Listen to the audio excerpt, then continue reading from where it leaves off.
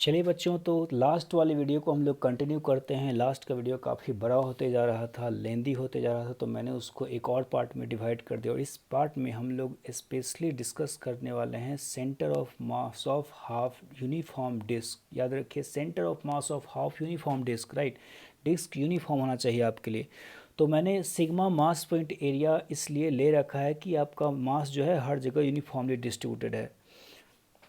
Okay, answer में आपका sigma नहीं आएगा, तो इसलिए वो लोग हो सकता है कि सिग्मा को मेंशन ना करें।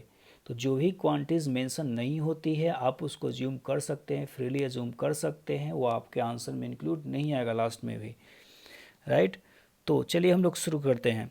तो डिस्क में क्या है कि एक बात याद रखिए कि यहाँ पर आपको बहुत सारी चीज़ें सीखनी है, और डिस्क में याद रखिए कि डिस्क में जो होता है मास हर जगह आपका है, तो हमेशा डिस्क में एलिमेंट जो है रिंग लिया जाता है। तो रिंग इज टेकन, आपको कहना है एज एलिमेंट, राइट।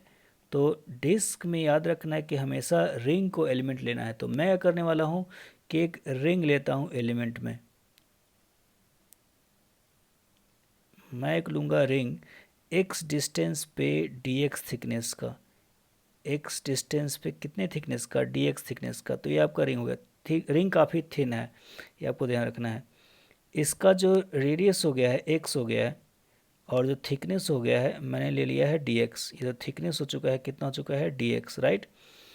तो अब मेरे को आपको देखिए फार्मूले में अगर देखा जाए तो फार्मूले में लिखना क्या क्या होता है। तो अगर आपको ऑब्वियस सी बात है कि सेंटर ऑफ मास कहीं वाई एक्सिस पे लाई करेगा, क्योंकि वाई एक्सिस ही जो है लाइन ऑफ सिमेट्री है। तो एक्स सी एम तो निकालना नहीं, आपको निकालना है वाई सी एम। तो वाई सी एम का जो फार्मूला है, आप integration of D M into Y upon integration of D M, मतलब टोटल मास डिवाइडेड बाई। अब आपको चाहिए क्या क्या, आपको चाहिए डीएम, मतलब आपने जो एलिमेंट लिया है उसका मास चाहिए, करेक्ट।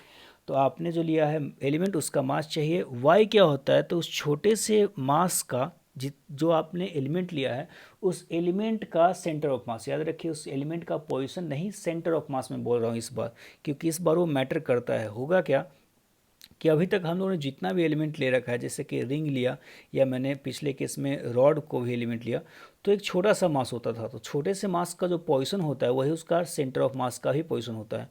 लेकिन अगर मैं वही कुछ इस टाइप का एलिमेंट लेता हूँ, आपका एलिमेंट कुछ इस टाइप का लिया जाता है, तो इसका जो पोजीशन है, या बोलिए कि इसका जो रेडियस है वो उसका सेंटर ऑफ मास नहीं होगा, सेंटर ऑफ मास कहीं और होगा। वो कहाँ होगा हम लोग को पता है, सेमी सर्कुलर रिंग का, राइट। तो जो आर होता है, या बोलिए कि डी एम इंटीग्रेशन जो आप लिखते हैं formula, integration of D M into R, so this R is actually position centre of, sorry, this R is actually position of centre of mass. तो ये जो आर जो होता है वो सेंटर ऑफ मास, जो एलिमेंट आपने लिया है उसके सेंटर ऑफ मास का पोजीशन होता है। लेकिन in most of the cases जो एलिमेंट लिया जाता है वो आपका क्या होता है, जो एलिमेंट लिया जाता है वो होता है आपका स्मॉल मास, छोटा सा मास होता है। तो पॉइंट मास अगर होता है तो पॉइंट मास का जो होता है पोजीशन वही होता है उसका सेंटर ऑफ मास का भी पोजीशन, राइट। तो चलिए अब हम लोग इसको कंटिन्यू करते हैं। तो अब वैल्यूज़ को हम लोग साइड में लिख लेते हैं। अब डीएम कैसे निकाले, तो डीएम निकालने के लिए मैं करूँगा कि जो एलिमेंट आपने लिया है रिंग, उसको थोड़ा निकाल कर काट कर और सीधा कर दीजिएगा। काट कर सीधा करने के बाद आप जब इसको देखते रहेंगे तो आपको पता चलेगा कि एक पतला सा एक रेक्टेंगल है, काफ़ी थिन रेक्टेंगल है। उसका विड्थ जो है, विड्थ तो है डी एक्स है, और जो लेंथ है वो आपका पाई एक्स है। ये तरीका मैंने इंटीग्रेशन के भी चैप्टर में, जब मैंने बेसिक ऑफ मैथमेटिक्स पढ़ा था उस टाइम भी मैंने मेंशन किया था। So the length is pi x and the width is D x. So what will get, DM जो आपको मिलेगा वो डीएम मिलेगा, कितना आएगा, area into sigma into area, right. Sigma हो गया मास पॉइंट एरिया इंटू एरिया, मतलब सिग्मा जो है यूनिट एरिया में आपका मास है, और डी जो है इसका एरिया हो गया, राइट। तो एरिया को मास पॉइंट एरिया से मल्टीप्लाई करेंगे तो उस एलिमेंट का मास आ जाएगा, राइट। तो सिग्मा है ही, जो एरिया है आपका रेक्टेंगल का एरिया कितना होता है, जिसका एरिया आप लिखेंगे वो लेंथ इंटू विड्थ, लेंथ हो गया आपका पाई एक्स और विड्थ हो चुका है आपका D x.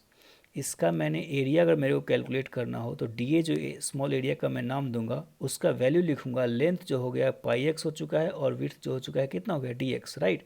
So the element, the area is pi x into D x, correct.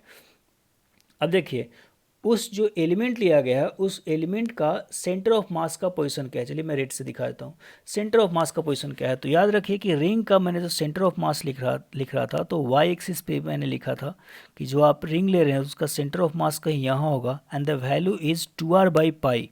So radius जो है आपका 2x/पाई में लिखने वाला हूँ। एक सेकेंड, इसको थोड़ा बैक में किया जाए।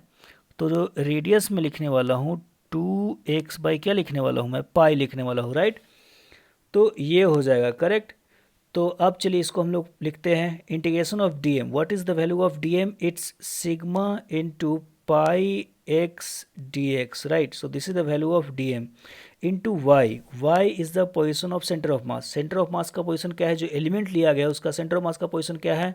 उसका सेंटर ऑफ मास का पोजिशन है 2x/पाई, 2x/पाई, right, upon integration of D M. देखिए इंटीग्रेशन ऑफ डी एम हम लोग करने की जरूरत नहीं है, आप सिंपली एम टोटल लिख दीजिए नीचे, क्योंकि मैंने पिछले ही क्वेश्चन में जब मैं रिंग को लिख रहा था तो आपको बताया था कि जो इंटीग्रेशन ऑफ डी एम होता है टोटल मास होता है, राइट। अब चलिए इसको हम लोग, हाँ, जो रेडियस वैरी करेगा, आपको एलिमेंट जो पुट करना है एक्स का वैल्यू आपको वैरी करना चाहिए 0 से लेकर आर तक, ताकि आपका पूरा का पूरा डिस्क कवर हो जाए आर तक, राइट। तो integration will taken from 0 to R. तो अगर इसको हम लोग सॉल्व करेंगे तो आपने इसको बाहर निकालना है सिग्मा पाई। एक्चुअली आपका पाई कैंसिल होने वाला है, तो एक सेकेंड मैं इसको दिखा देता हूँ।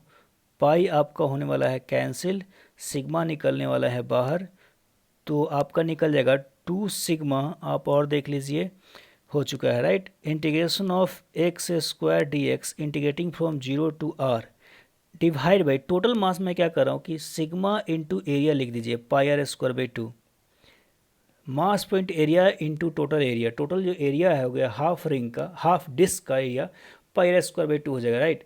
यहाँ जो मास है पूरे डिस्क में डिस्ट्रीब्यूटेड है, हर जगह भरा हुआ है। प्लेट को आप सोचिए, एक डिस्क प्लेट भी बोलते हैं, circular disc, circular plate, semi circular plate, right. तो मास हर जगह है आपका, राइट। तो चलिए सिग्मा को तो हम लोग कैंसिल कर देते हैं, 2 तो आपका ऊपर चला जाएगा, पाई तो आपका नीचे रहेगा। चलिए हम लोग वैल्यू को इंटीग्रेट करते हैं, तो इंटीग्रेट करने के बाद आपका जो आ जाएगा वो आप 2 को ऊपर भेज दीजिए, 4 हो जाएगा आपका pi R, and the integration is actually it's x³/3, right, integrating from 0 to R. तो आप वैल्यू पुट करेंगे तो आपका हो जाएगा 4/पाई are into r³ into r³/3। तो ये आपका जो YCM आ जाएगा, ये आपका जो YCM आ जाएगा वो कितना हो जाएगा 4r/3 पाई। तो ये आपका हो जाएगा YCM, करेक्ट। तो ये हो गया position of centre of mass in case of half disc, right, in case of क्या, हाफ डिस्क। अब देखिए तो याद करना बिल्कुल आसान है। याद ऐसे करना है कि अगर हम लोग हाफ रिंग की बात करते हैं तो हाफ रिंग जो YCM आपका आता है वो आता है 2r/3 पाई, सॉरी 2r/पाई,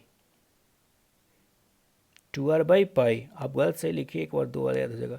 अगर हम लोग बात करें हाफ डिस्क की, तो हाफ डिस्क में जो YCM आता है वो आता है 4r/3 पाई। तो एक्चुअली तरीका क्या है कि दुनिया में जो है कोई भी अगर पहले पढ़ेगा तो रिंग ही पढ़ेगा, रिंग के बाद ही डिस्क आता है, राइट, मेरा थ्योरी है। तो रिंग में आपने लिखा 2/1, एक्चुअली r/पाई तो रहेगा ही, और डिस्क में आपने लिखा 4/3, राइट।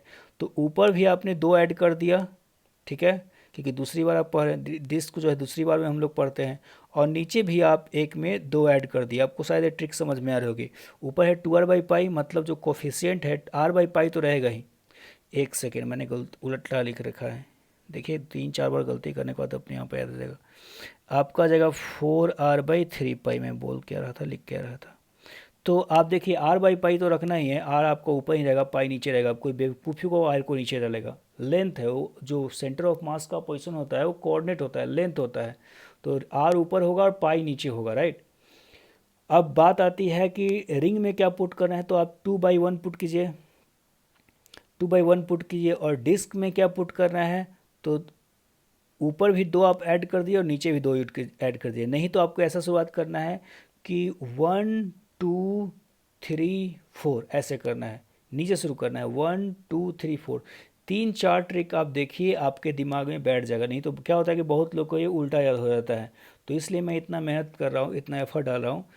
तो चलिए इस वीडियो में इतना ही। हम लोग नेक्स्ट वीडियो में और भी शेप्स के सेंटर ऑफ मास को बस लिखने वाले हैं, डिस्कस नहीं करने वाले हैं, क्योंकि डिस्कस करने के चक्कर में आपका जो है ना ही तो आपसे डिस्कशन पूछने वाला है मेडिकल में, ना ही तो इंजीनियरिंग में पूछने वाला है। तो हम लोग उसको लिखने वाले हैं, राइट। तो तब तक के लिए bye bye and take care.